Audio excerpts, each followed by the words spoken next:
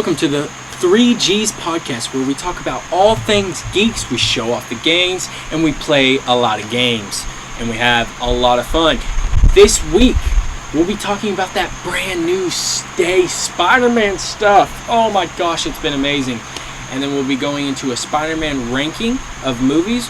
Then we'll give a review of Spider-Man No Way Home, a rewatch review, because we just watched it, and it was amazing. And then we will be doing a country music bracket. And then we'll be playing a game for bonus content on his channel. Trent, why not you give some info about your channel? Hi, my name is Trent Lovejoy. I am one of two people on this channel we create on YouTube called Board Interns. And the name is very misleading. I'm a part of this job, me and my buddy Sawyer. We love it. Great job, great opportunity. The people there are awesome. But it's just a catchier name that we could use. It's great stuff on there. Very stupid humor. That's just who I am. If you get to know me, if you already know me, you know this to be true. I met Elijah about a couple months ago, back in January. Ever since we've grown really close. I could even go as far as saying he's pretty much like a brother to me at this point. We spent a lot of time together getting to know each other. He's one of the few people I will start singing at the top of my lungs with, no matter if it sounds good or bad. And that shows a lot about confidence and trust, if you know me. But this man right here is a great man. This podcast, I'm so grateful to be a part of it. It's just a great opportunity. I'm super blessed. I'm glad to see what God has set up for us today.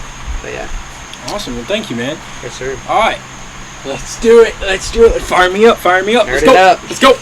All right. So let's talk about that brand new day suit. Holy crap. Have you seen it? Oh, yeah, I've seen it. I've seen it all. I've seen everything from Tom Holland just being a goof nut on the tank and behind the scenes. Yeah, that's what I've seen some of the shots that they've taken, some of the other things like the Tom Holland doing like the "Let's go, you ready" type of thing. Yeah. That was amazing. His Goku basically type walk to the camera of being like, "We ready." Oh yeah. It was so good. Ready to throw down one of the best Marvel movies. It's on the front of my phone right now. It's on the front of my phone. Yeah. That suit with the are we ready behind the thing? Oh my gosh. We're about to get. So what's cool is next summer is going to be really good for Tom Holland. Oh yeah. He's got the Christopher Nolan movie coming out. Yeah. Almost the Odyssey. 2 weeks apart from Spider-Man Brand New Day. And then you have Doomsday after that, which he will be a part of. Oh, it's going to be peak. And then you have the next Spider-Man movie, I believe, a month later. Alright, so let's do something real quick. Let's theorize. Yeah. What do you think Spider-Man Brand New Day, especially with the Fantastic Four post-credit scene, what do you think Spider-Man Brand New Day is going to bring? Because you know how Thor Ragnarok ended to the opening of Thanos' ship? Yeah, it was like a part 2 type of thing. To introduce Infinity Wars coming up. Yeah. That is supposedly what Kevin Feige has said about Spider-Man Brand New Day being for Doomsday. Really? Is an introduction scene to how Doomsday will start off. Just like Thor Ragnarok was for Avengers Infinity War. Those words were used specifically. And let me tell you, dude, that was some of the best cinema. Talk about it. If you think about it, it was really a 3-piece movie. If not even a 4 or a 5. Because you have Guardians of the Galaxy and Age of Ultron that also tied into those with Thanos shots and those. And just great cinema. Sorry to rabbit trail there. I just had to throw that out there. No problem. I'm such a nerd, guys. He's obviously way more of a geek than I am, unfortunately. I try to claim the title, but he just knows it all with experience. But what is it? Yeah, so honestly, with RDJ being in a completely different universe, there's a lot that could happen. Yeah, if I could have one singular thought, one prediction that might happen, and this is probably going to sound really dumb, because honestly, my mind draws a blank. In this universe, you could literally do whatever you want as long as he comes in.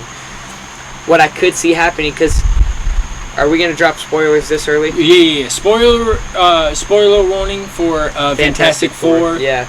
So in the post-credit scene, we see Dr. Doom with his mask off.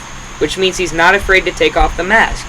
What I think could happen, you gotta hang with me here, bear with me. Oh, no problem. We see RDJ mask off. Tom Holland sees RDJ mask off, and he thinks it's Tony Stark, and that Joker's just like, think again, bud.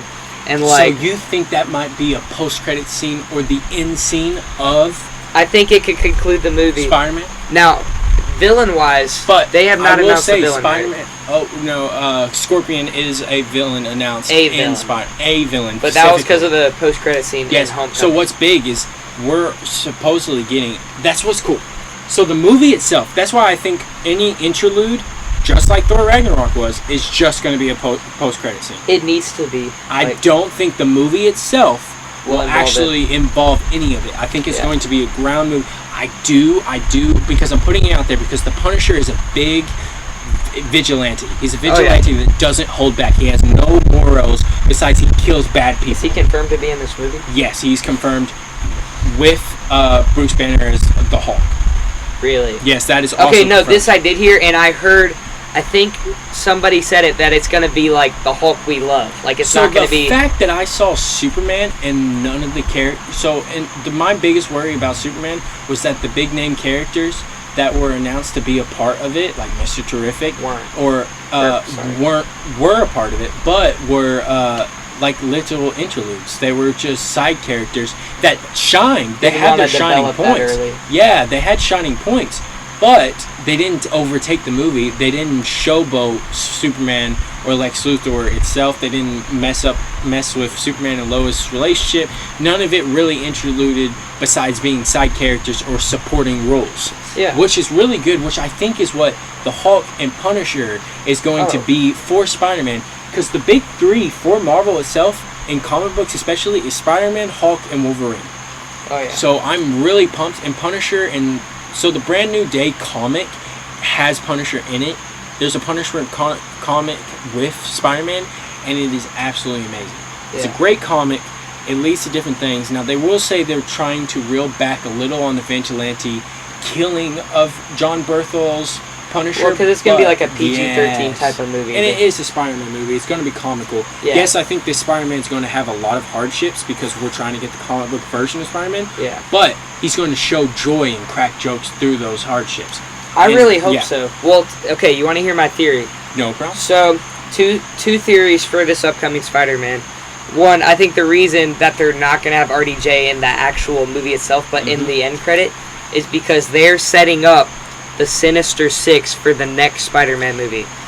So that has actually been confirmed. Is it really? They are setting up Sinister Six for further along. Yeah. Because I was worried because of the reboot conversations that Kevin Feige has literally put out during the week that Fantastic Four was coming out. Yep. Was nerve-wracking me to the point of, are we going to restart Marvel to a beyond recover, or are we just going to restart Marvel just a little bit and keep the natural characters that we all love? Like, come on, that Spider-Man stuff, when it came out, it blew up almost instantaneously. Because Spider-Man is one of the top three. When you search up superheroes, you get Spider-Man, Superman, and Batman. Yeah. And it's amazing. It's amazing. I can't wait to see it. I'm really hoping, though, and I will be honestly perfectly fine if I don't see it, but I was a big fan of it in Spectacular Spider-Man the show. I was a little bit of a fan of it in Ultimate Spider-Man. I wasn't humongous. You want to hear something crazy?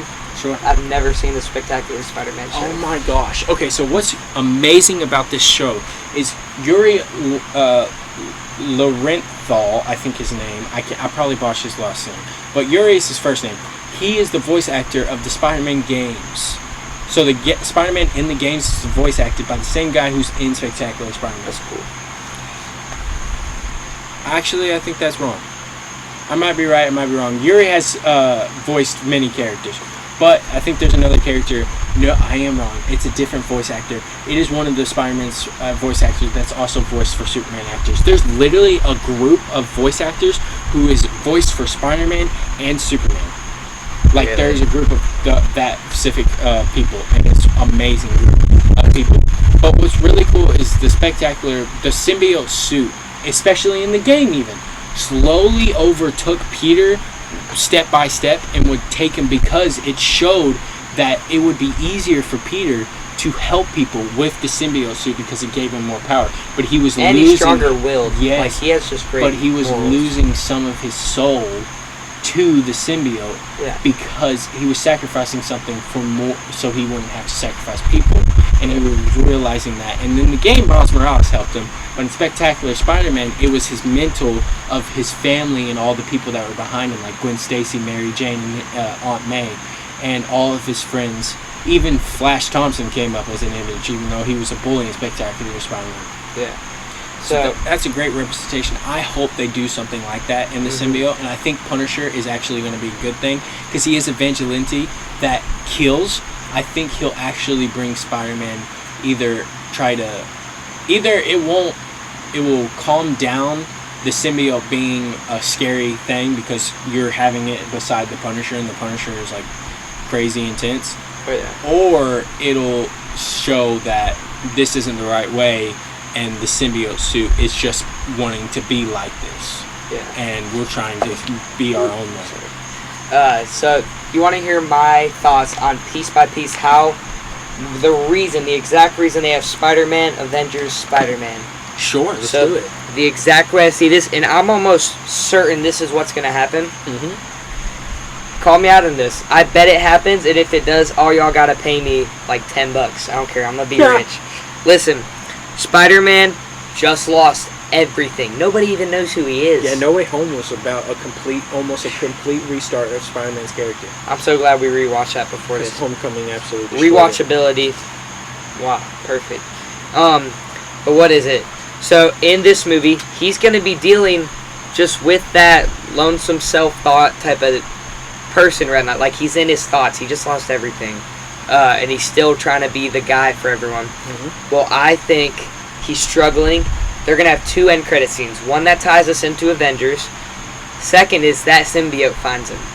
And in Avengers, he's not going to be much of a main role in there. He's going to be like a side quest, like a side development type of thing, because he's going to be dealing with the symbiote throughout the Avengers movie. He's watching RDJ as Doomsday. Honestly. He's still going through everything that just happened in No Way Home.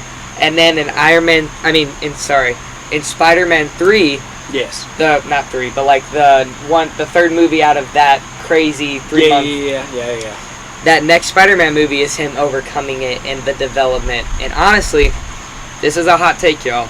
I honestly think this is where Miles Morales comes in, and we might kind of see the end of Tom Holland's Spider-Man. But that's just my personal opinion. I wouldn't be super surprised about that, but at the same time, I can't lose Peter. He's blowing up so much right now that it honestly would be shocking if also they after botched his Infinity War's character. death, it really affected a lot of people. It affected me. And I need Peter to stay, kind of thing. But I would love the Peter Parker Miles Morales relationship.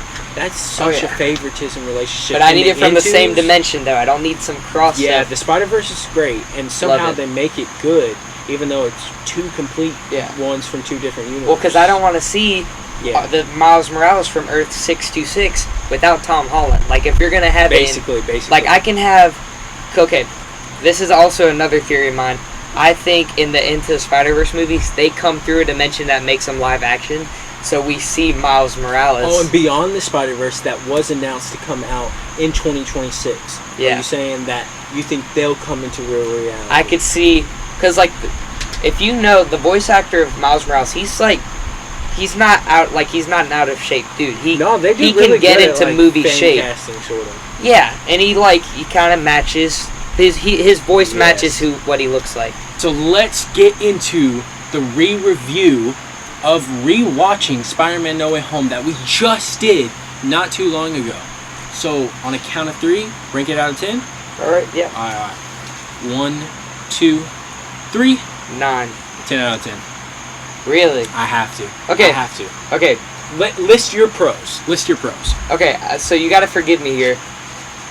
In my opinion, this is a very strong opinion. There are no 10 out of 10 movies because there's always one con in there. Now, true. So a 10 out of 10 movie for me has to be, and this is the closest it gets. Like this and Infinity War are just like S tier movies. Like I could watch them every freaking day and love it every time.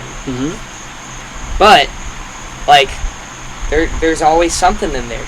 And sometimes the con isn't even a con. It's just like you hated how it went because you're such a fan. You're like, frick. But yeah, I mean, in my personal opinion, like No Way Home is my favorite Marvel movie personally.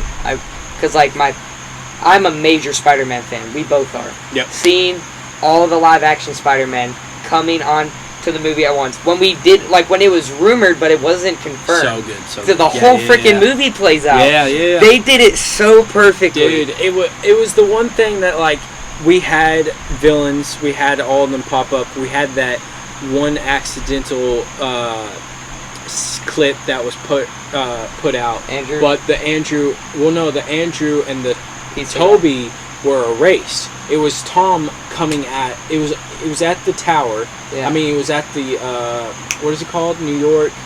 Times Square? What's her name? Lady Liberty? Yes. Sorry. Lady Liberty that actually had a shield, so, because they were trying to honor Cap. I always hated that part. Yeah, that was a little weird. They came in and tried to fight, which, it is really weird because that actually isn't around anymore. The shield? Yeah, it's not well, there. remember, the thing falls apart. Yeah, so they must have not just restored it. J.K. Simmons, right? That's his. I said it right. Yes, J.K. Simmons, who stars as J.J. Jonathan. Yes. The only reason I know for sure that it collapses because I remember on the news thing, they're like they call themselves heroes, but they literally just took down Lady Liberty. Yeah. Listen, J.K. Simmons, we were talking about when we were watching the movie. Mm-hmm. Phenomenal actor. He is so good that you hate him. Like and everything. When Aunt May, however you pronounce it, passed away, gave the great speech, which needed to happen, but I still hate it because I just like why? Why not Uncle Ben?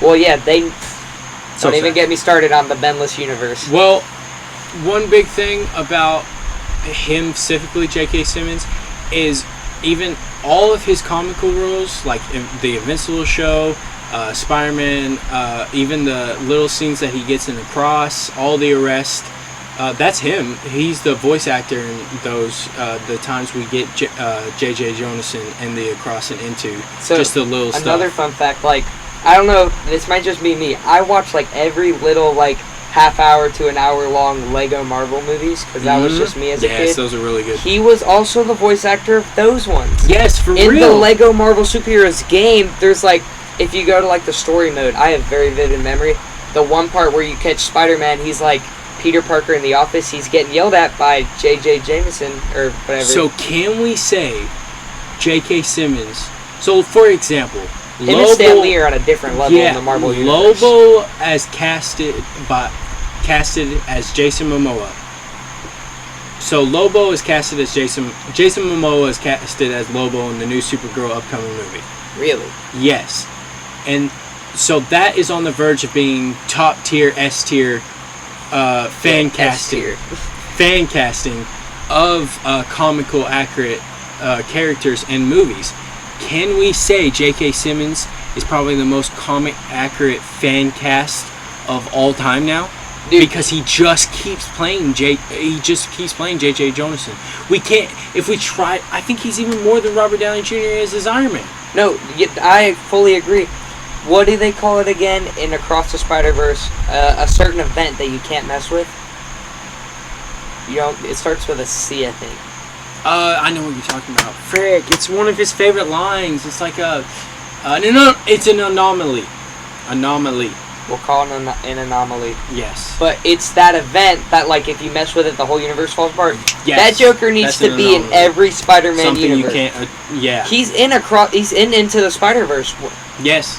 When Peter dies in that universe. Yep, that's him. Like, he's the GOAT, to be honest. Let's think about this. He is more of a GOAT than any Marvel character. We need to be real. Honestly, especially if we're talking specifically as being casted as fans. If y'all are wondering what I'm slurping on, I am trying the new cotton candy Ghost, because I am a energy drink freak. I'm drinking water. It's pretty good. Moving on. So yeah. I think it's amazing. So the pros of Spider-Man No Way Home is, of course, the acting, the actors, the actresses, even the MJ. I love how they improved the MJ and Peter story Parker's there. relationship. Oh yeah. It's way better than how they introduced it in Far From Home, how he just had a crush randomly. I didn't And like they were that. very shy. Like, Yeah. this ain't like My Love Life. Like, they're supposed to be like bold. What Tobey Maguire had, in essentially. Like, we don't. Yeah. Like, it was great. Okay, it was good, but it was bad in Far From Home the way. Because, like, I guess in real life that is kind of how Far most. From Home relationship was actually good. It was just the introduction was terrible because we just randomly got to the point of, oh, now he likes MJ? This is after Infinity War. It was, like, very sudden but shy at the same time. Like, what? Yeah, he was still trying to be all crushy and everything. He was, honestly, Spider-Man's supposed to be confident.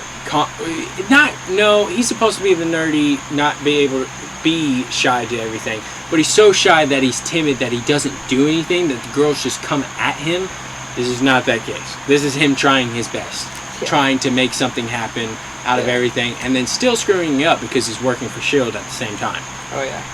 No. But that's why I love No Way Home for their relationship. I love the Aunt May relationships. I love the introduction of him and the villains. Oh my gosh, I love the conversation he has with Doc Ock and Norman. The Norman introduction, when we first get Norman talking to Peter himself, being like, normal guy. Someone's living in my house. My son is gone. I have a voice that is talking to me that I sometimes just takes over. No, I hate the Green Goblin, but that character is so freaking good. And tell me he don't lay some of the best speeches known to mankind. Oh yeah, the speech he gives in the very first Spider-Man. They love to see you rise, but they love even more to watch you fall. Very, very relation to the Dark Knight of when live long, either die a hero or live long enough to see yourself become the villain. Dude. Which was a big quote used for, which I kind of wish they used the Spider-Man 2 quote now, but it was a big quote used for Robert Downey Jr.'s transformation into Doctor Doom. Yeah. No, 3, okay, this is off track, but I need to just say. Oh, no, you're good. We love rants here. 3 best villains in terms of, like, they could just drop quotes any second of the day. Not in any particular order, because how can you rank them? True. We got the Dark Knight Joker, Heath Ledger. Yes. My personal favorite villain of all time. I want an honorable mention, Alfred in those 3. Every time he gave a monologue. They found the perfect actor for him. Every time he gave a monologue, he gave a speech trying to help Christian Bale as Batman, Bruce Wayne. It's amazing. How do we rise? We see ourselves fall first. Oh my gosh. Great. That was in Batman Begins. I mean, it was. And then the story he gives of why people, some people just want to watch the world burn. It's amazing. Now, like, you know this to be true. The Dark Knight is one of my favorite movies of all time. Easily top 5, maybe even top 3. It really is really good. Now, y'all gotta hear me out on this. I love Christian Bale's Batman. I don't like his Batman voice. It's a little... Oh, yeah, no problem. That was the only con I had about those movies. Bro, that's mean to death now. Like, it really was that bad. Like, if y'all know me, y'all know that Dark Knight movie is easily one of my top favorite movies of all history. I don't like Christian Bale's Batman voice. Okay, so I want to hear some negatives of Spider-Man No Way Home. What do you not like about it? I will name one specific thing that I do not like about it. Tom Holland's suit. I do not like his suit. The black one? No, I kind of like the black one a little bit because it goes with the red just a little bit from the Far From Home coming into it. You're talking about the one he changed into. I'm talking about the very last one. The very last one that he uses to fight with Andrew and Tom. Because you've got to admit,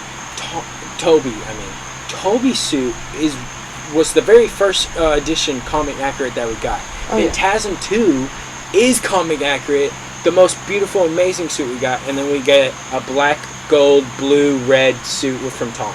The Iron Spider, like, I did like the Iron Spider suit, but I didn't. I like the comic accurate red and yellow Iron Spider. So my thing for Spider-Man, if you're gonna do a Spider-Man suit, either just freaking do comic accurate. It's beautiful. So I want to talk about that. Do we think they're locking in on the comic accuracy of superhero suits these days?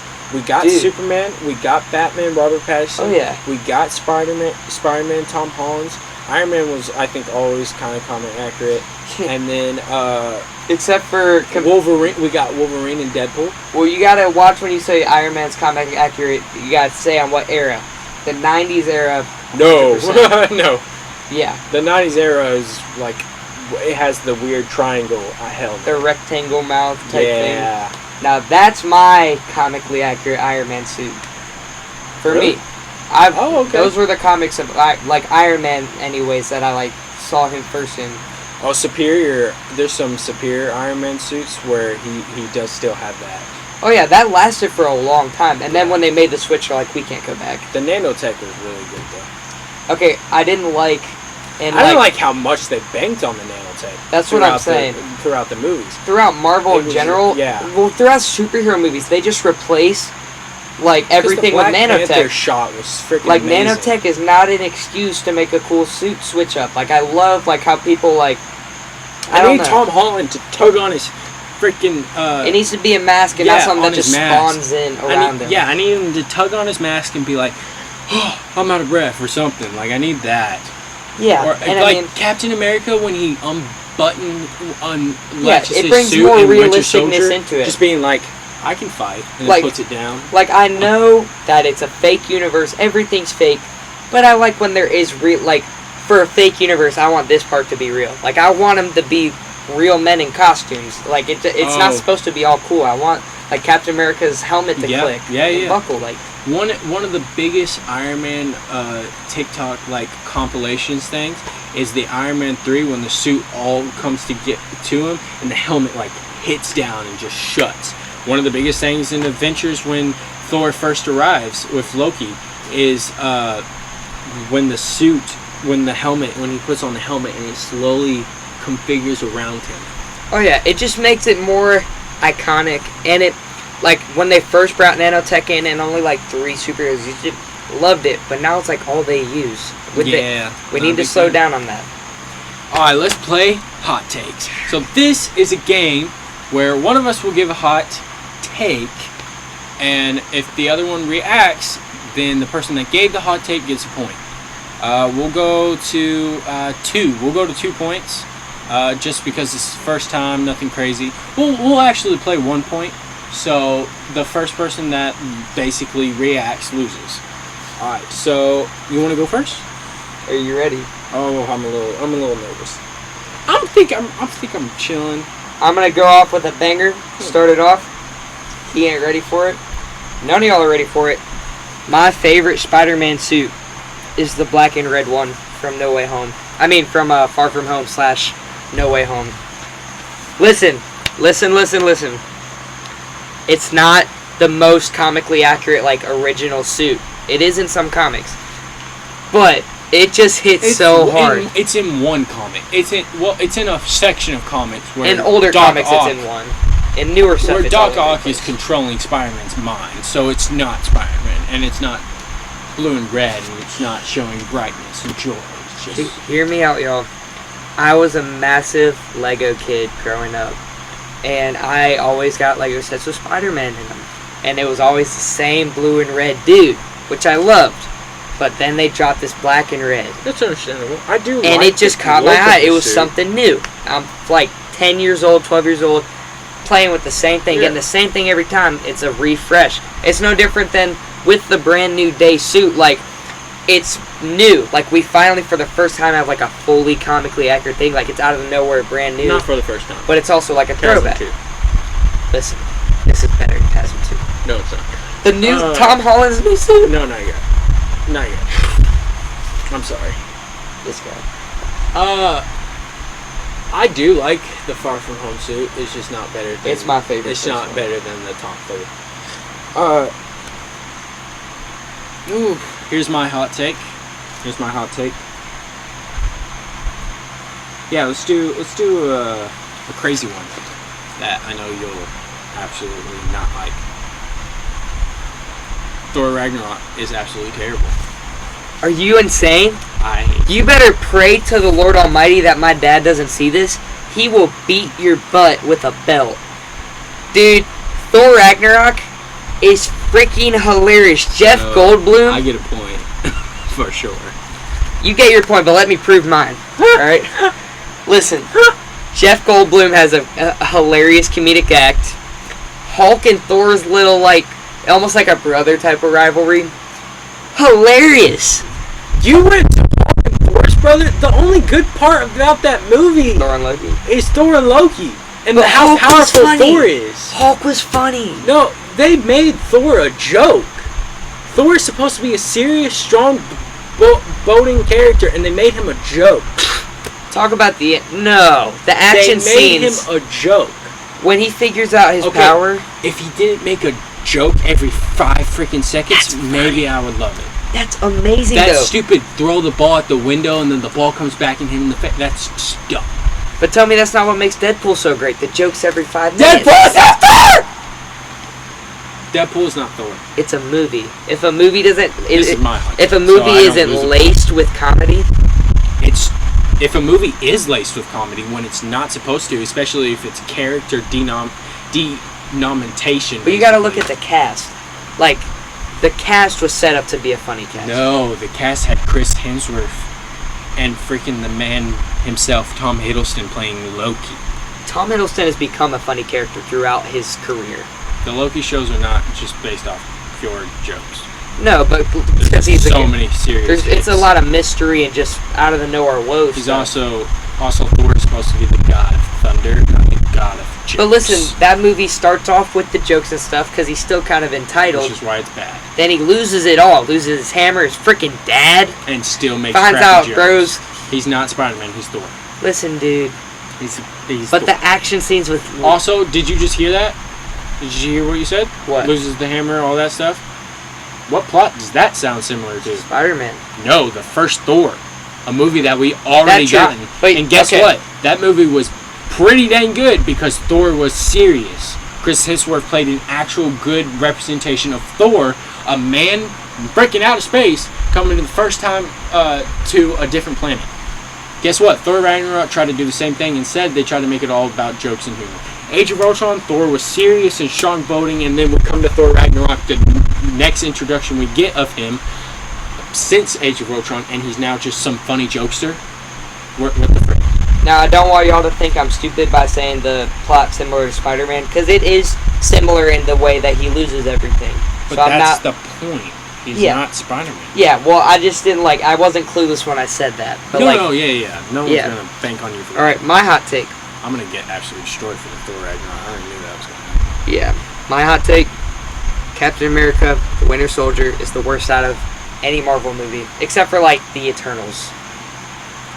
Absolute god-awful. Compared it to the Eternals. Well, I like the Eternals, but not Dude, really. Eternals was the worst Marvel film in history. I would rather watch the Marvels than the Eternals.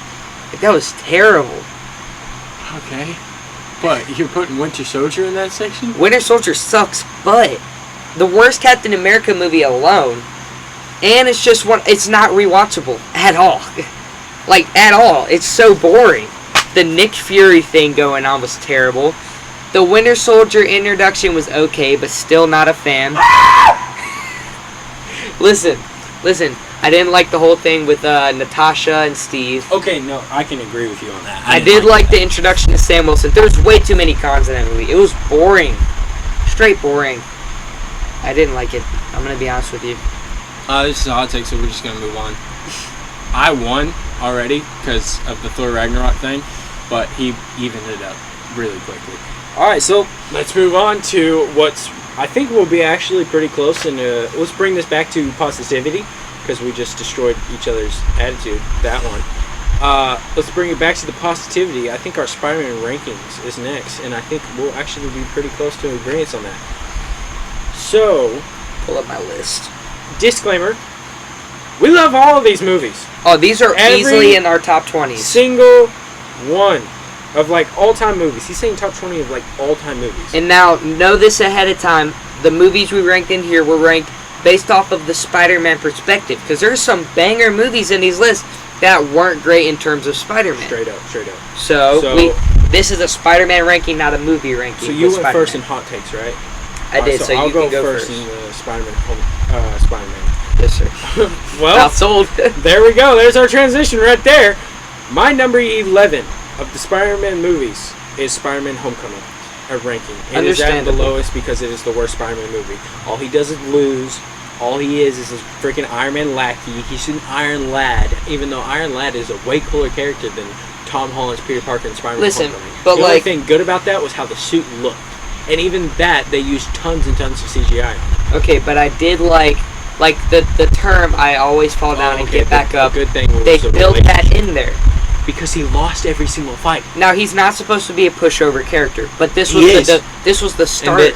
This was the start of Tom Holland Spider-Man. No, the start we got was Civil War. But that was amazing. What they were trying to portray in this Spider-Man is that he's too immature character-wise to actually be strong enough to take on fully mature adults. With strategy and intelligence and all this, he's just a freaking... Alright, so he was 15 in that movie. I'll tell you why it's really that bad. It's because Spider-Man is supposed to want to go to high school. He's supposed to be a normal kid. Be a normal kid. And they mentioned that in Civil War. Yeah, and then and in Civil War he also has spider sense. Spider-Man Homecoming, no spider sense. Also, he's trying to be an adventure the whole movie. He's trying to ditch school, ditch his friends, become a superhero, and become a part of the adventures. Yes, towards the end finally at the end of the movie, in the last freaking maybe 2 to 5 minutes, which the only good part of that was Aunt May figuring out, because we got that. What? Almost our first F-bomb in theaters, but then technically, I mean, you did hear came out. Oh yeah, I bet you she said it. Oh, she definitely said it. Yeah, there's no holding She back probably on tried it. to get the whole scene in there, because that was one thing about like the behind the scenes. Chris Pratt. Sorry, forgive me, guys. No, you're good. I know my actors. He said in the interview, he said, we've been trying to throw F-bombs in there for the whole decades, plural, of Marvel movies. Yeah. They just finally let it in with Chris Pratt's and Guardians of the Galaxy. Alright, so there's my 11. So what's yours?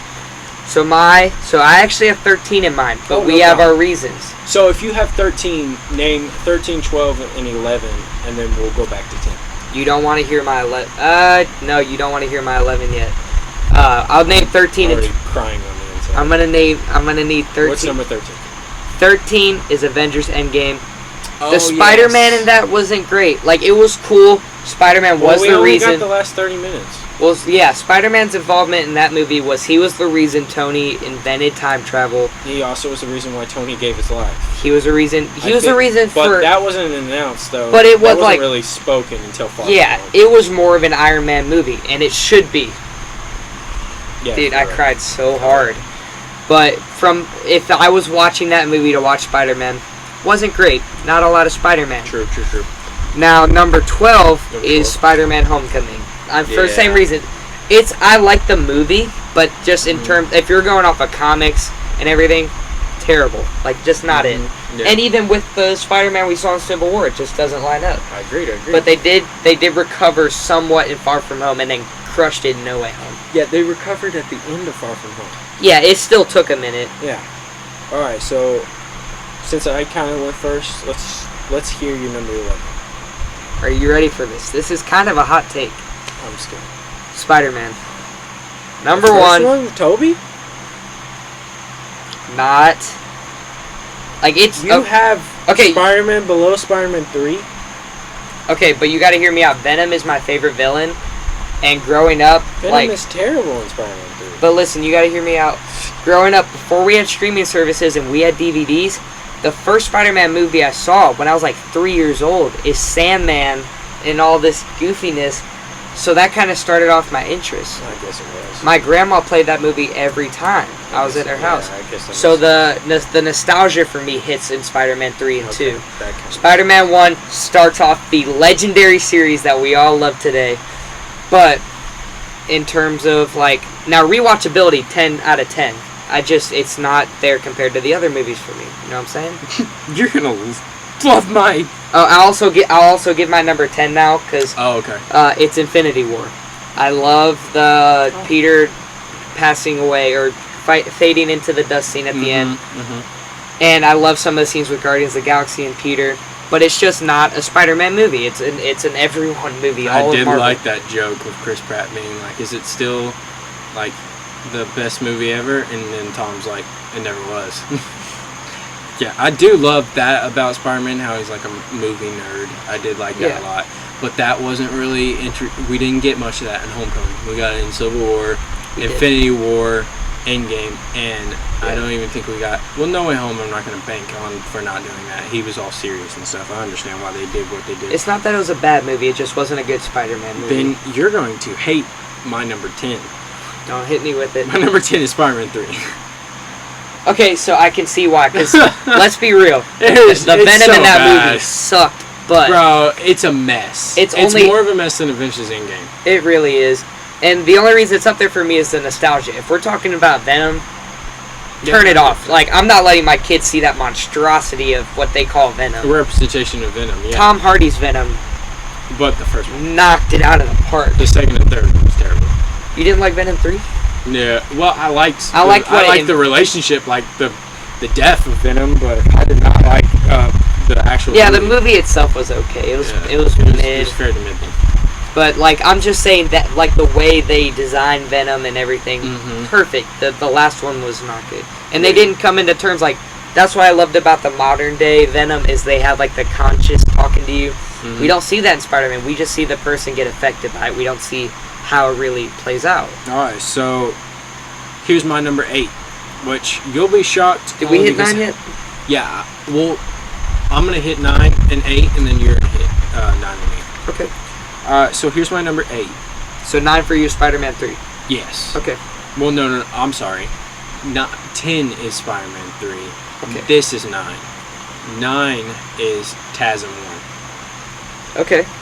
It is a bad movie. I'm not going to fight you on that. It is a very bad movie. The Lizard was Well, weird. The Lizard was the only good. I liked him, but I didn't like this. Like, the look of the Lizard, and then Andrew Garfield is the only good thing about that movie. Okay, but and you can't tell me. The Gwen Stacy relationship was great. Tell me, okay, I laughed so hard when the Lizard and Spider-Man were fighting in the library with Stan Lee just jamming to some classical music. No, that's what I love. It's the literal Andrew Garfield. Anytime Spider-Man and the Lizard were both on screen, is probably the only part that was it.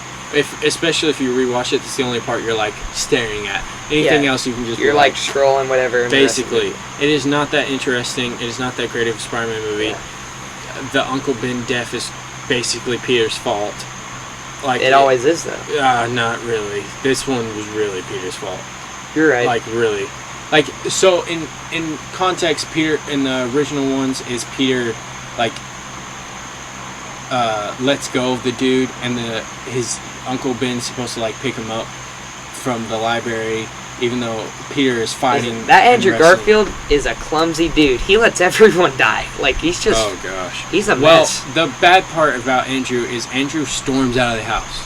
Like he could have prevented it by staying there, and then he storms out, does his old drama thing. He tries to follow him. And then yeah, he still lets the dude go from the cash register. It was which so is crazy. sad. But like it is not as good as in Spider-Man 1, where Toby literally lets the dude run away with cash. And he did not think a dude would miss the part where that's my problem. Yeah. No, and listen, guys, just because we ranked that movie, because he ranked that movie low. I love it. Andrew Garfield, phenomenal actor, the best actor out of the 3 Spider-Man, without a doubt. We'll do that after the ranking. We'll give our Spider-Man stuff. Yeah. Actors wise. So yeah, give me your number 10 and number 9. I already gave number 10. That was Infinity War. True. My number 9 is Spider-Man 3. I mean, it's a nostalgia hit so hard. That's what got me into Spider-Man. I'm okay with this because if something else was above Spider-Man 3, I probably would have hit you with something. I would have. But like we said, the Venom was just so I'm bad. still surprised that. But I do love the Sandman in that movie. Tell me the Sandman wasn't good in Spider-Man 3. It was awesome. I love anytime the symbiote was actually on Tom. Yeah, and that was the only. Toby. Yeah. I really liked when the symbiote was on it. He was like horrifying basically the whole time. I just didn't like it when it was the Venom sucked. Toby. What is it called? It's like the bad boy Tobey Maguire. They call it something. The symbiote. Oh, Bully Maguire. I've never heard that. Yeah, that's the reference. Is Bully Maguire. And then there's a bully, Lord Winthal. I can't say his last name, but when the symbiote Spider-Man came to the games, And then Spectacular Spider-Man, they did it with even his voice actor because he did the symbiote. Yeah. They just because it basically turns them into a bully. All right, so give me your number 8 then. Number 8 for me is TASM 1. I mean, okay, yeah, great. Not a great movie. Love the shots with Andrew and the lizard. I mean, there's just not much to it. Like, it's just those parts that we like. And then the Gwen Stacy relationship, obviously. That's my favorite relationship out of all the Spider-Man movies. I want that relationship, you know what I mean? Literally. So now, he's such an idiot for letting her go time and time again. And then he finally has her back, and then that's TASM 2. We know what happens in TASM 2. R.I.P. TASM 1 idiot was him making a promise and then breaking like, the I promise, can't do but this. everybody was so happy about that. Oh, yeah. Because he just sits behind No, it. the romance in TASM 1 was great. The And idiotness or whatever you want to call it in 2 was terrible. Alright, Wookiee still had that romance though. Oh, yeah. Like that, I can't, not when TASM, We'll get when there. it comes up. Okay, so you just gave your number 8. 8. So here's my number 8, Spider-Man Far From Home. Okay, knowing you and knowing your opinion on that movie, I get it. For Don't me, hate on it. I just, he's just now another lackey to Nick Fury. For me, He's just the same thing, but to Nick. y'all gotta And know then me. the Spider Monkey suit was absolutely trash. That Spider Monkey story was just weird. Well, it was was funny, for the but it was reason, weird. But it was bad. It was bad. Y'all gotta hear me out. I'm a comedy lover. Like, I love comedy. If there's good comedy, I'm gonna love the movie. Spider-Man From Home had that comedy. I love the teachers' comedy. The school comedy was... Oh, yeah, they're funny. The teachers were... That scene in Spider-Man No Way Home where they're like... showing up the trophy case of the stuff. Yeah, and then he's... What is it? He's a theorist or something. The janitor guy or whatever. Yeah, or the gym teacher. Gym teacher, you're right. Yeah, who's like... He's like, I know you did it, Mysterio's right. Yeah. Well, then, in Far From Home, what is it? Like, that's why Far From Home is still really good, because we did get one of probably the best scenes ever, the reveal of Peter Parker to people. That gave us this great Spider-Man No Way and then Home led movie. into No Way Home. Yeah. But that's the only thing. And we got some Spider-Sense. But Yeah. the fact that it took him a whole 2 movies after already having it, and then taking him a whole 2 movies. Yeah, to he finally had get it in back. Civil War, just apparently lost it. But what was it? I am going to sidetrack back into Homecoming. That was a really funny part when they were at Washington, and the teacher of the class was like, I can't lose another student. Yes, and he agreed. locks in, he's like, again. I was again. That is so... The teachers... If y'all rewatch the Tom Holland Spider-Man movies, the teachers' comedy was so funny. Alright, so here is Number my 7. Number 7. Get it going. Spider-Man Civil War. So basically... Captain America Civil War. So this is where I flip. So I like all Spider-Man movies, but this is where I flip into bad into good. Is number 7. Oh, yeah. It's just now I have to rank which one's better. We brought Spider-Man into the universe. I loved it. And it really is probably the best representation on theater, especially in MCU, of Spider-Man as a character. Was in that movie. He was quippy, he was doing this, he had Spider-Sense, he was this strong, he was doing everything. He was tagging along with teams, he was fighting everybody at the same time almost. Yeah. Like, he was great. He did great in that. And this is where I flipped from. The rest had a lot of bad with very little good. This is a lot of good with very little bad. Oh, yeah. I loved everything about Civil War. That was one, like, I watched every Marvel movie as soon as it came out. That was, most of them, though, I didn't get to watch in theaters. Mm-hmm. Just because I was young and there wasn't very many ways for my parents to find out if my 8-year-old self could watch a certain PG-13 movie, just for protective Marvel reasons. movies had, like, either 32 or 37 Marvel movies that's come out, and Civil War is my top 5. And they're very clean movies, but just as a parent, you never know. So my parents are very, very careful. That was one of the movies we went and saw in the theater. That's so good. It was phenomenal. Great movie. So what is your You're going to hate number mine. 7? You're really going to hate this. And I kind of hate it, but they're just, from this point on, it just gets good. Okay. Spider-Man 2. Love it. I love Doc Ock. I love Spider-Man. I love Aunt May's speech. Name one other part in that movie that's good without the scenes that involve both of those two, Aunt May. Oh. The rest is calm. You gotta understand that part much. Great movie. but there's also a pretty solid amount of cons. Now, me personally, like, no, I'm not gonna say that because that's a far stretch.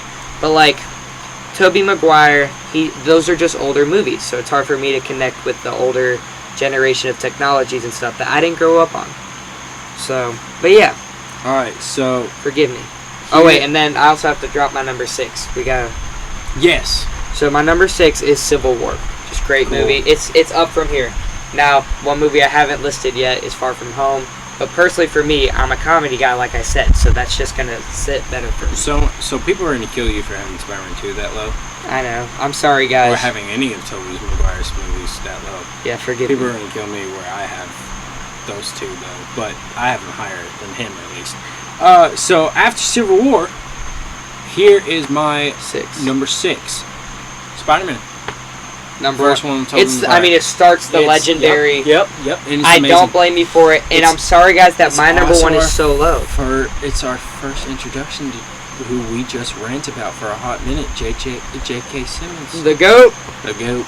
I didn't even consider him the GOAT until we started talking about it, because I hate his character, but now he's we so just, awesome. Named the GOAT. Like, now I kind of just need to see him in movies. So here's my number 5. Hit it. Spider-Man 2. I want to put him higher. People are going to understand why. They're going to be so mad on what I got above Spider-Man 2. Because people, for a lot of people, Spider-Man 2 is their second favorite. Because it ain't going to be No Way Home. Yeah, let's just put it out there right now. My number 1, our number 1's the same? It's gotta be. Yeah, Spider-Man No Way Home is number 1. Like, we can just already get that out. The rest of it is where you guys are going to get crazy. It gets crazy from here on out. Yeah. My number 5 is Far From Home, because it's a great movie, but there are some legendary movies above You have it. Far From Home above Spider-Man 2? Listen, I'm a comedy guy. Comedy is... Spider-Man 2 had amazing jokes. Especially with Doc Ock. And especially with Harry. Harry was freaking hilarious with the dementia. It was funny, but I don't know. Far From Home got a lot of laughs out of me. Yeah, I get you. I'm sorry. Far From Home is funny because really, the kids, the high schoolers. I need you to forgive me here. Like, I know I'm wrong for saying it, but Far From Home was up there for me. Okay. Now my number 4. This is where things get crazy. We're throwing stuff out there. Into the Spider-Verse. Oh gosh! Listen. No way you put it higher than me. Holy crap! Oh, all right. So here's what you're gonna get. Oh no, you didn't. You put a cross at 4. Our number 4 is also into. Our number 4 is the same. All right, so now we're just gonna bring back to even. Every movie from here on out is legendary. Yep. Number 4. Monumental. Wait, have I named my number 5? I thought you did. No, I haven't. So I named Spider-Man. Number 5, Spider-Man 2. I didn't. You did name that. Okay, so we are on number 4. Hit 3. And both of our number 4s is into. They're monumental, but the next 3 movies, dude. People are not gonna like my 3rd. I bet we have the same one. I don't think. Okay, ready? 3, 2, 1. Tasm 2. Really? Yeah. Mine's across the Spider-Verse. Oh my gosh! How do you have that? Alright, so I am an Andrew Garfield glazer. Like, I love Andrew Garfield. He's my favorite Spider-Man out of all 3. He's the best, personally, actor of all of them. He's amazing in everything he plays. He's just amazing in Spider-Man. TASM 2 is my favorite actual, if we're just talking about straight favoritism, is my favorite Spider-Man movie of all time is TASM 2. But I had to put it as number 3 because I could not put it above the next 2. Well, now our number 2s are given away. Yours is across and mine is TASM 2. Correct. Now, my reason for why TASM 2 is the second best Spider-Man movie. First thing, number 1, my number 1 reason, think about the most famous Spider-Man scene out of all movies. It's great power comes great responsibility. Number 2 is the Gwen Stacy death scene. That is probably the most memorable Spider-Man scene. Holy crap, you're cooking. You're absolutely cooking. That's... Like, no in one cinema, thinks of it like in that. cinema, you just know that scene. Everyone knows that. Wow. And then you have the comically accurate suit. Beautiful. Yeah. Electro is an amazing villain. I love his storyline. I felt so bad for him before he was the bad guy. Like, I just felt bad. Like, I connected to him. This is really what people bank on. this is how bad Electro was, but I like the fact that the mental health is the reason why he's a bad guy. Yeah, he deserved to be a bad guy. Like, that's one guy who was crafted into a villain. He wasn't born evil. Yeah. And then, I didn't like the whole storyline of him finding his parents. The Green Goblin was so dumb.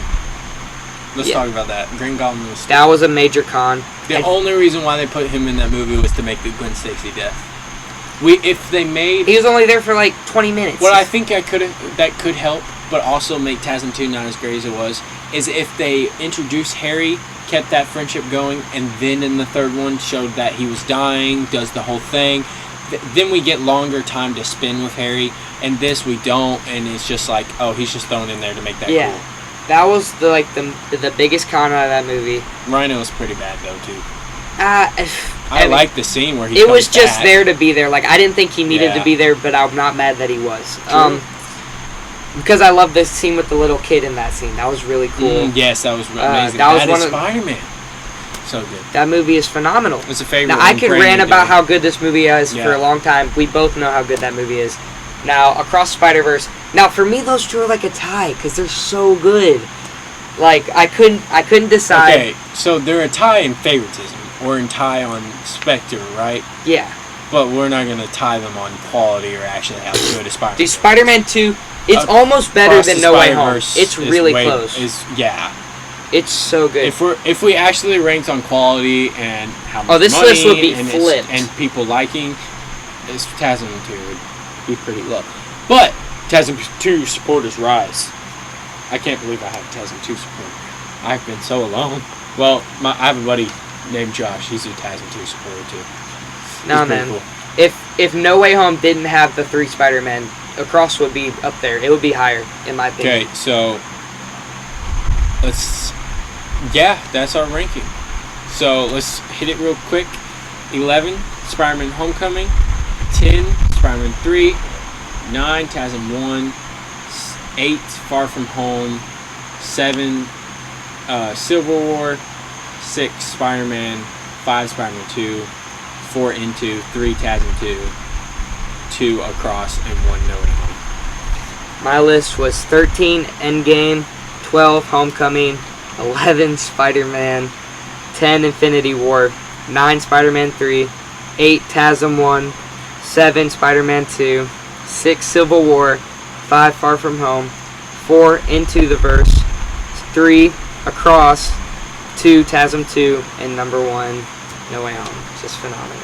There we go. Now, we love every single movie on that list. Every single one. Except for maybe Homecoming. That one was... Let's wrap this section up with rank the best Spider-Man off of either power scale, off of how good it was in the movies, and usually like who would beat the other if they fought. You gotta hear me out on this.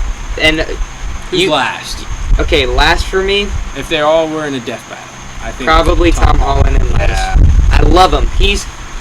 I'm a newer gen type of guy, so he's my favorite. Sure. Out of like biased opinion, he's my favorite. Yeah. But I mean, people are gonna hate me on that. I love Tom Holland. I love him as an actor, great guy, whatever. I just don't think he's gotten like the movies we've gotten haven't gone great with him, and he just doesn't show like the Green Goblin fight though. Dude, when he crashed out. Yeah, with enough hate, anyone can be crazy. I think Brandon Day is going to definitely give us a scene where we get a lot of good, and then he's going to show us more strength than Andrew or Tom. This list will probably change after these next few movies. Yeah. Now, so who you got in second? Well, I have 4 in this list. All right. Okay. So 4 is Tom Holland, and this is how y'all know this is not by opinion. This is just straight up. 4 is Tom Holland. 5 is Andrew Garfield. I'm sorry, huh? You mean 4th? I thought you... 4th is Holland. And then 3rd. 3rd is Garfield. Okay. 2nd is Tobey Maguire. Okay. He's just so strong. And he's got... I mean, he's overcame a lot. Tobey Maguire has, like, scenes in movies where it's literally meant to show strength. Like, stopping the train is one of the biggest scenes. Oh, yeah. So, who's number 1? It's got to be Miles Morales. That Joker has... He's... Ability-wise, he's just loaded. Like, he's got it all. He can turn invisible, electrocute... Hey. Yeah, that dude ain't beating Andrew or Toby in a fight. Are you for real? They have more experience. They would actually squash. But powers, like he's got more abilities, and he's in Across the Spider-Verse, they showed like Toby has fought 2 main villains at the same time. this Joker had to fight every Spider-Man. He did it. He ran away and made a plan. He but survived he didn't against fight every any. Spider-Man. He didn't fight any. He Like- fought Miguel for 1 second. And I he just bet. lightning blasted him, and then Miguel was fine. Do we want to make a bet? Because I know we'll both forget it when the time comes, and we'll come back to this For and remember Beyond? it. And after Beyond comes out, you're gonna think he's as overpowered as I think he is. I think. You want Okay, and then I think that Andrew will still be and Toby will still be above. Bet? Miles. Yeah. Yep. all right? On to the country music bracket. This is where I shine, ladies and gentlemen. Alright, so basically I will name people in the bracket and he's got to talk about it and rank it, and if he can't decide then I'll help just a little. But I know some of these, I don't know all of these, and then he'll help me, guide me in songs that I might know, and we'll see who's on top, kind of. Let's go. Alright, so our first bracket is Morgan Wallen versus Keith Whitley. That is a strong way to come out the gate. So for those of y'all that don't know, Keith Whitley, legend, classical singer, he is known to be like the guy for heartbreak songs. Morgan Wallen has a song named Keith Whitley, like straight up. He has a song called Miami. Phenomenal. So, okay, sidetrack. Miami is a hilarious journey. It's a Keith Whitley song that Morgan Wallen remixes into the song Miami, which he remixes into the rap version with Lil Wayne and Ricky Rose, I think, or someone. I botched his name. I don't listen to him that well, but 2 phenomenal rappers. I promise you, this is going to be probably, if we got tiered on the number 3 of podcasts, our section will be the most botched name. Yeah. Like, we'll be probably 3rd place. We botched so most many botched names. Yeah, so much. I I can't even freaking remember the name of the mean, we Spectacular forgot. Fireman. We voice forgot actor. Chris Pratt. Like, Oh, that one was you, though. yeah, that was me. But anyways, what is it? No. Okay, so y'all gotta know this is gonna be biased, but also statistical. I am a massive Morgan Well, what Wallen you fan. said, especially Morgan Wallen giving like a song for Keith specifically, I think kind of like sways it a little bit towards Morgan. Yeah. So, if y'all don't know me already, I am a massive Morgan Wallen country fan. Is a shirt. So I have 3. Wow. I have 3 shirts and a hat, and I'm about to go to his concert on August 15th, which I will be posting videos about. Go check it out at Board Interns. It's called At Board Interns. It's really weird, but we just figured whatever. No, I love it. What is it? No, so Morgan Wallen is the reason I got into country. A year and a half ago, I didn't listen to any country. Hated it. I heard Morgan Wallen's when I was staying at a buddy's house in Florida. We both know who he is. Freshly married. My boy, you can do it. Bear with me, y'all. Love him. Which we'll get into the Adam Sandler stuff here, possibly in another day or something. But if there's another day, hopefully this isn't my last time on here. If it is, it's alright. But what is it? Morgan Wallen, best country artist of our generation. You can say that without a doubt. He is the first country artist in history. This is not an overstatement. You can Google it. To have a #1 song, not just once. This has never been done once, but 3 times.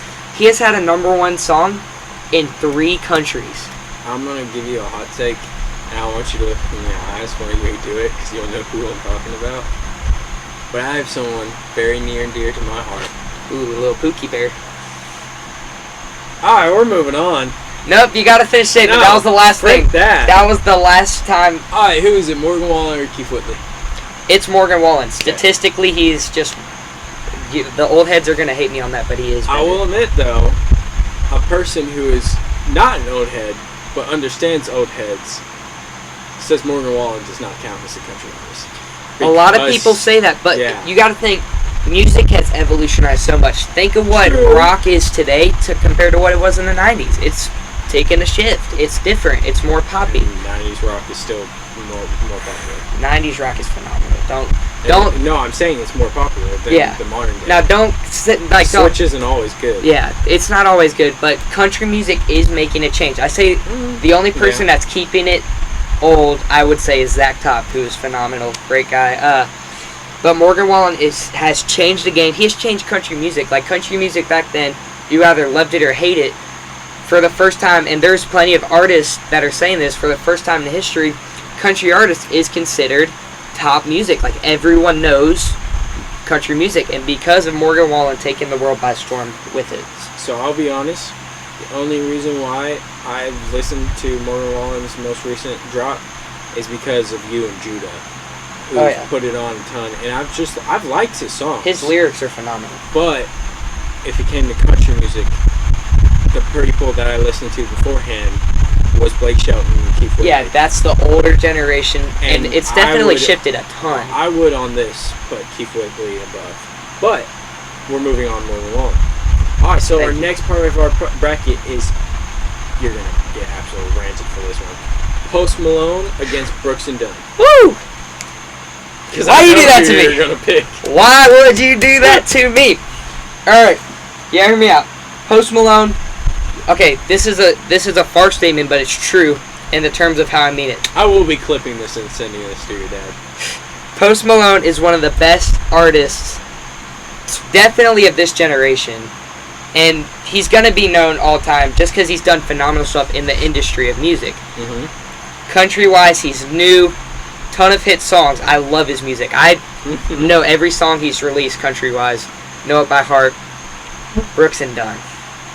Now, I'm a very biased man. Like, Post Malone, I listen to him. I don't listen to a lot of Brooks and Dunn because I'm more of a modern music guy, not an old. Brooks and Dunn, best group. Just like your Spider-Man stuff, though, you kept saying it's statistically coming to the modern area. You like Tom Holland more because of how modern you kind of are. So, yes, you got to understand your own ranking. But let's hear more about the Brooks and Dunn. Brooks and Dunn, statistically, they have some of the best songs known to country music history. Frick, man. Hillbilly Deluxe, Brand New Man, Red Dirt Road. I could go on for hours. They are Red Dirt Road? Yes. Oh, buddy. Neon Moon, which Morgan Wallen does do with them, which I love that song. Nah, buddy. I've listened to Neon Moon. Brooks and Dunn so many times. Win Fat by an Avalanche. So you are putting Brooks and Dunn. Okay, we're not just going, like, for Morgan Wallen, I did not do that just because I love Morgan Wallen so much. Statistically, he won that battle. Yeah, it was a little bit of both. Morgan Wallen has the most Billboard hit songs in history. Okay. Which is an actual statement. Google that. I was only debating it with the point of some people do think Morgan Wallen isn't actual country. He shifted the game a ton to where people disagree with him. Alright, so we are moving on. Brooks and Dunn. And that hurts for me to say, y'all, but we know Brooks and Dunn is better. Then this one, next one probably isn't going to be as hard. Tim McGraw versus Luke Combs. I know exactly who I'm putting in. That is really hard. No. My mom loves Tim McGraw. Yep. I love Luke Combs. I'm putting Tim McGraw. Luke Combs. Okay, you gotta let me give my reason here. Luke Combs. Sure. In 2018 to 2021/2022, phenomenal hit songs, legendary songs. Beautiful Crazy is gonna be one of the best country music love songs in history. I do really. And that is a hot take, but I believe it's gonna be true. That's one of the best country love songs ever. Yeah. But Tim McGraw. I had a debate with some people not so long ago. We're going Mount Rushmore country artists, which we're not going to go into this because I could debate for days. Yeah, we're not going to do your Mount Rushmore because I don't need to be banned from YouTube, basically. All right, I'm going to give it real quick. Hot takes. No, I'm serious. Like, if you say you're thinking, it's all stat. You ready? Then we'll get destroyed. You ready? Nope, this is non-group artist. So Brooks and Dunn doesn't count because they're in the group. So this is your Mount Rushmore of single artists of country music. Single artists, so Brooks and Dunn don't count. Rascal Flatts are not in there. The Chicks, they can't. Alright, you ready? Not in any particular order. If it was in order, George Strait number one. It's not really a Mount Rushmore, to be honest. No. And Mount Rushmores aren't in order. It's just people at top tier. George Strait, Chris Stapleton, Morgan Wallen, and then fourth gets a little tricky because there's a lot of great guys out there. I personally probably put Keith Whitley up there because if you ask any modern or even older artist, he's the breakup song guy. So let's be honest, you have Morgan Wallen though above Keith Whitley. No, 'Cause that's you put not. him in the order. No, Put him he above. is above. Statistically, Morgan Wallen has the most hit songs in Billboard history. Like, actually, to set that record twice. Also, there is a thing of, what is it called? Inflation. So inflation over time has been a thing. That it's been such a thing from even the... It's not as big as 2000 to 2025 to 2016 to 2025, but it's still pretty big now. Yeah, but I mean, So you're think saying about that, it, but think about it that could this have been way. the case when Keith Whitley was putting out songs. Think about it this way. Think about how big country music was before Morgan Wallen. Very Big. very big for people who listen to it. Nowadays, everyone knows country music and everyone listens to it. Yeah. Okay, I get your point. All right, so back to it. Tim McGraw and Luke Combs. It's got to be Tim McGraw. Okay, I agree. Yeah, he's I so agree. good. All right, so let's move on to... I know your dad, I think so, is going to really like this one. I already or know. really hate this one. It's going to be Zach Top on that. I already know. Zach Top versus George Strait. Okay. That's why I want... Landslide, it's George Strait. He is the GOAT of country music. Okay. No one will debate that. I don't debate it. No, he is by far, like, statistically, opinion-based, it don't matter where you approach it, everyone has to agree George Strait is the best of all time. Like, by far. Mm-hmm. So, Zach Top, he doesn't have many hit songs yet, so you can't really put him up there with the GOATs, but he will be one day. Mark my words, he will be. He's got a couple He's got hit the songs. 90s country vibe, and I freaking love it. He's bringing old country back into the new country world, which I still love. But, like, it's not even debatable. George Strait is just the GOAT. Okay. So, back up to the top. We're in the semifinals, I'm pretty sure. Woo! So, now we have Morgan Wallen versus Brooks and Dunn. Now, this is hard. Brooks and Dunn, easily the best group country music artist of all time. Like, non-singular artist. Mm-hmm. I hate saying group because it's only two people, but you can't put them in single artists. I'm not going to lie to you. Mm-hmm. Statistically, they're pretty even. And you might not agree. I'm going Brooks and Dunn. You'd have to... You saying Neon Moon made me over the hill. I love that song. Listen to the Morgan Wallen If you version. dance with a girl with that song, I'm sorry. That's a sad song. It's still a great song. Just Now listen, dance with, listen too. to the remake they made with Morgan Wallen. It's phenomenal. They even said they like it more personally when they were posting it or whatever. I guess. Morgan Wallen. So you're saying because of what Brooks and Dunn has said about Morgan No, Wallen, you there's wanna put still Morgan a lot Wallen of ahead? things I could do. Brooks and Dunn, phenomenal.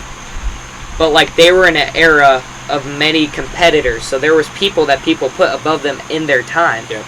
But there was also times they shined the brightest. Still gotta go Morgan Wallen. Okay, Morgan Wallen has moved on. I'm sorry, everyone. I know people So are hating me. now we have Tim McGraw versus George Strait. George Strait. George Strait. Tim McGraw's great, but George Strait. All right. George Strait versus Morgan Wallen. All right, if I'm going opinion, it's Morgan Wallen. If I'm going off of reality, the GOAT, man, George Strait. Okay, And so we got to make the final pick. it's got to be George Strait. All right. And There we y'all, go. anyone that knows me personally knows that I struggle to say that. Yeah, you know he more really than does. anyone. I He mean, I'll really be does. singing Morgan Wallen. I mean, frick, you asked me like what songs I could play on the piano. I literally just dropped out like 10 Morgan Wallen songs by heart. That's how much. could play a lot of Morgan Wallen songs. Like it's just I'm such a fan favorite of him, and Yeah. but you got to go with the GOAT. All right, well, I'm glad to have you on this amazing podcast. Glad to be invited. Can't wait till the next time. Next episode, don't know exactly what we have planned. I think it's going to be karate, maybe WrestleMania type base. Okay. Still a lot of nerds, still a lot of new info. We'll try to hit you up every Tuesday night at 7 p.m. This is Elijah Harris with the 3Gspodcast, where we talk about all things geek. We show off the games, and we play some games. Thank you, Trent, for coming on. Thank you for having me. I will say there is going to be bonus content on his YouTube. Shout it out real quick. At Board Interns on YouTube only. That's the Yep. only platform we're currently streaming on. Yep. Any support helps, guys. I mean, honestly, and there is a lot of humor on there, but I want to start gearing towards some inspiration because I feel it in my heart. People need to be inspired now because I feel like the world itself is finally starting to brighten out of the Superman. dark. Literally. You want a modern day kid Superman. Yeah. Yeah, that's what I'm saying. I want to reach people, like Youth you said on your Superman. last podcast. Yeah. the reason we're doing this, we're not doing this to become famous. That's not what our hearts desire. Even though attention is cool and world popularity, but that stuff fades. I want to leave a mark on someone that they met God or they found inspiration to keep moving on because of something I said or something that you said. Like, that's what we're here for. Yeah, just want to help. And anybody. Obviously, the superhero talk and everything is great. Superhero talk just inspires people. It is. Brings them more joy. But I want someone to find their reason to keep moving on because of something that we said, and that's the whole point of all Yeah, this. that's why I love talking about superheroes, because that really, before They're I a symbol started of reading basically all the Bible stories, is mainly because I found good in heroes and what I read and watched, and then slowly became my own good and helpful man, and hopefully we'll keep doing so. And that's why I do the podcast. You're right, that's why I do it, because I want to just show good and be good to others. And I think this podcast will be a good foundation for people to come get away from all the crap they have to deal with, and just to get to enjoy pure joy and love of nerd stuff, country stuff. Now this episode, and in the bonus stuff, we will be talking a re-review of a rewatch review. How many times have you watched it? A certain movie. We're not gonna. Okay, we're not gonna spoil anything what it's gonna be about. But there is bonus on content. We are going to be talking about how we felt about a certain movie. Yes. And we will be doing some extra stuff that we're not gonna share. We're not gonna. It's gonna be a game. I'll just say that it's gonna be a game. Not telling you what the game is. Be really entertaining. And then a re-review of a specific movie. It's gonna be great stuff. Go check it out on his YouTube. Yes, sir.